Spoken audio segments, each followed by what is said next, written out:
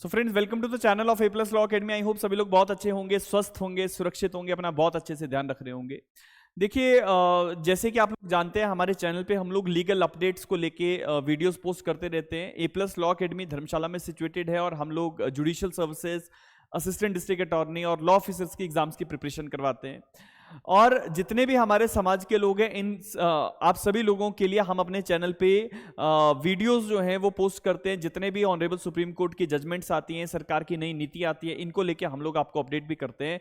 और इसी तरह आप सभी लोग जो है, जो कानून में जो भाषा यूज होती है, जब आम आदमी उसको नहीं समझ सकता, सुप्रीम कोर्ट की जो जजमेंट्स आती हैं उसको समझने में समस्या होती है, तो हमारे वीडियोस के माध्यम से इजी लैंग्वेज में उन चीज़ों को हम समझाने की उन चीज़ों को हम आपको समझा रहे हैं।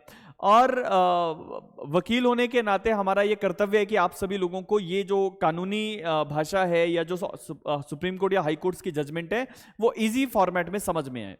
आज का ये जो सेशन है ये बहुत इंपॉर्टेंट है। मैटरनिटी लीव को लेके ये बड़ा इंपॉर्टेंट जजमेंट है। जितनी भी महिलाएं जो नौकरी करती हैं, और आप सभी लोग जानते हैं कि जब कोई भी महिला नौकरी करती है तो बच्चा होने के बाद या बच्चा होने से पहले आपको मैटरनिटी लीव जो है उसको मिलने का प्रावधान होता है। अब मैटरनिटी लीव को लेके हमारी हिमाचल प्रदेश की हाई कोर्ट का एक बड़ा इंपॉर्टेंट जजमेंट अभी 2025 में ही आया है। केस का टाइटल जैसे मैं आपको यहां पे बता दूं, Archana Sharma versus the state of Himachal Pradesh का ये केस है। इस केस में ऑनरेबल हाई कोर्ट ने एक बड़ी इंपॉर्टेंट बात करी कि अगर कोई भी महिला, लेट सपोज उसके नौकरी शुरू करने से पहले 2 बच्चे ऑलरेडी हैं और उसके बाद उनको नौकरी मिल जाती है, और नौकरी मिलने के बाद एक तीसरा बच्चा जो है वो कंसीव करती हैं और तीसरा बच्चा डिलीवर होता है, तो क्या तीसरे बच्चे को लेके मैटरनिटी लीव मिलेगी या नहीं मिलेगी, इसको लेके ये जजमेंट हमारा बड़ा इंपॉर्टेंट है। तो सबसे पहले मैं जजमेंट की जो समरी है वो आपके सामने पढ़ूंगा और इजी शब्दों में आपको वो समझाने की मैं कोशिश कर रहा हूं। तो ये जो जजमेंट है ऑनरेबल जस्टिस संदीप शर्मा जी ने डिलीवर किया है, 2025 का रिसेंट जजमेंट है हिमाचल प्रदेश की हाईकोर्ट का। तो सबसे पहले मैं फैक्ट्स ऑफ द केस आपको बताता हूं। तो जो अर्चना शर्मा जी हैं, ये स्टाफ नर्स अपॉइंट हुई पौंटा साहब में 2019 में, और सर्विस ज्वाइन करने से पहले अर्चना शर्मा जी के 2 बच्चे थे। मार्च 2025 में शी डिलीवर्ड 3rd चाइल्ड। तो 2019 में इनकी नौकरी लगी और 2025 में she delivered a 3rd child, और उन्होंने मैटरनिटी सर्विस ये लीव के लिए अप्लाई किया। लेकिन जब मैटरनिटी लीव के लिए अप्लाई किया तो कंसर्न्ड अथॉरिटीज ने इनकी लीव रिजेक्ट कर दी, क्योंकि ये बच्चा तीसरा बच्चा है। तो इन्होंने कहा कि आपको लीव नहीं मिलेगी, क्योंकि जो रूल्स हैं मैटरनिटी लीव को लेके वो कहते हैं कि सिर्फ 2 बच्चों को लेके ही मैटरनिटी लीव मिलने का प्रावधान है। अब हुआ क्या कि इशू है कि whether a female government employ who join service after already having 2 children can be denied of maternity leave for the birth of 3rd child under rule 43 of the CCS leave rules 1972।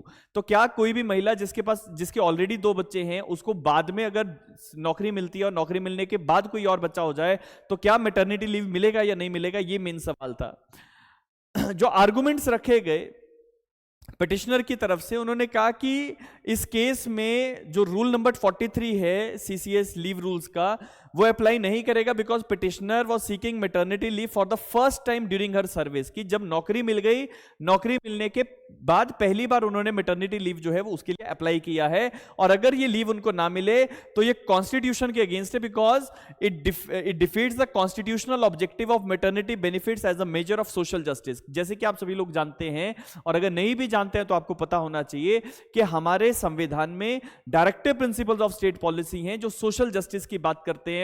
Fundamental rights के अंदर ये चीजें हमारी cover भी हो जाती हैं, और अगर किसी भी महिला को मैटरनिटी लीव नहीं मिल रही है एज पर द रूल्स, तो वो उसके सोशल जस्टिस के अगेंस्ट है, उसके मैटरनिटी के बेनिफिट्स के अगेंस्ट है। रिस्पोंडेंट्स का ये कहना था, सरकार की तरफ से जो आर्गुमेंट्स आए उनका ये कहना था कि क्योंकि 2 या 2 से ज्यादा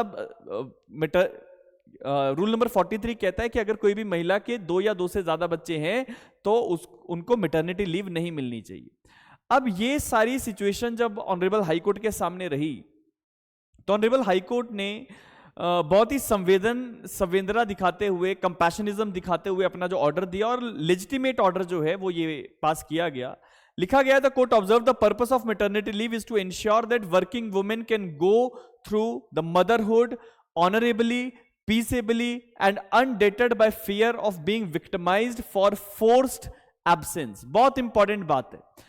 अगर ये लाइन आपको समझ में ना आई हो तो मैं आपको सरल भाषा में बता देता हूं कि ऑनरेबल सुप्रीम कोर्ट ने कहा कि जी मैटरनिटी लीव देने का ऑब्जेक्टिव क्या है। ऑब्जेक्टिव ये है कि कोई भी लेडी, कोई भी महिला अगर मां बनती है तो उस मातृत्व को वो ऑनरेबली और पीसेबली इंजॉय करे और उसको गो थ्रू करे, बिकॉज मदरहुड अपने आप में एक बहुत बड़ी चीज है और केवल मात्र कि वो मां बन गई है उस कारण से उसको विक्टिमाइज नहीं किया जा सकता।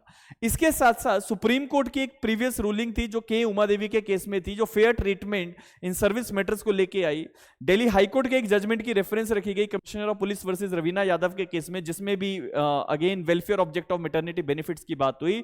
सो फाइनली हमारे हिमाचल प्रदेश के हाईकोर्ट ने जो डिसीजन दिया वो बड़ा इंपॉर्टेंट है आप सभी लोगों के लिए। The petitioner was entitled to maternity leave for the benefit of her third child.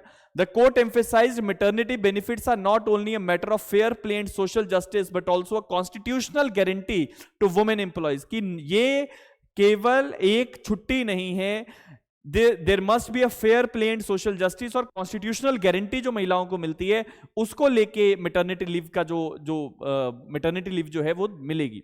और इसी के साथ साथ इस केस में जो है डिस्पाइट द फैक्ट कि उनके 2 बच्चे पहले से थे, तीसरे बच्चे को लेके मैटरनिटी लीव जो है वो मिली है, क्योंकि जो नौकरी ज्वाइन की गई थी वो नौकरी ज्वाइन करने के बाद मैटरनिटी लीव पहली बार क्लेम की गई है, और 2 बच्चे थे वो पहले से जन्म ले चुके थे। तो ये जजमेंट आज का बड़ा इंपॉर्टेंट जजमेंट रहा है।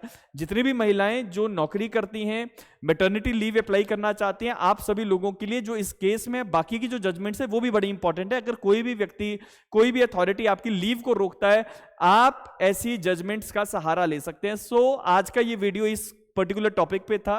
इसी के साथ साथ आपके साथ किसी और नए लीगल टॉपिक पे हम लोग बात करेंगे। जुड़े रहें हमारे चैनल के साथ, A+ लॉ अकेडमी के साथ, और आने वाले समय में आपको और वीडियोस जो हैं और लीगल अपडेट्स जो हैं वो हम देंगे। तब तक स्वस्थ रहिए, खुश रहिए और अपना ध्यान रखिए।